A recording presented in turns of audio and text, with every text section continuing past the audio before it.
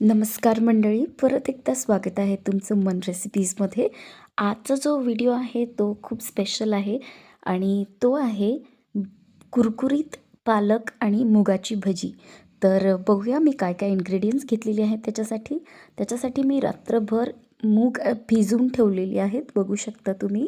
आणि ह्यांना त्याच्यासोबत आपल्याला घ्यायचा आहे पालक.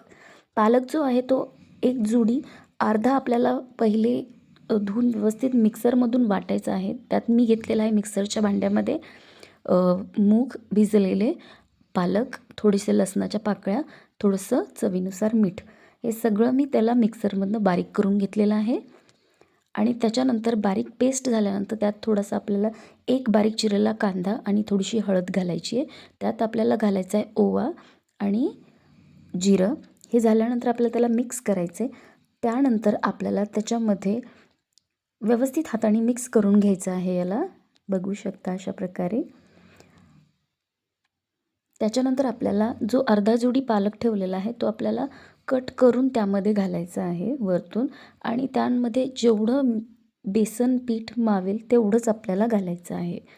ठीक आहे. साधारण 1 ते 1.5 वाटी मला लागलेलं आहे. त्यालासुद्धा आपल्याला छान मस्त मिक्स करून घ्यायचं आहे हातानेच.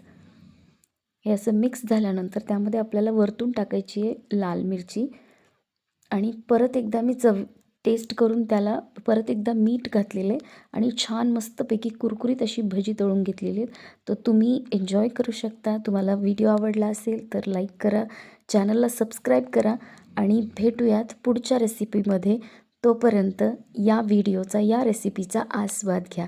तर भेटूया पुढच्या रेसिपीमध्ये. तोपर्यंत धन्यवाद.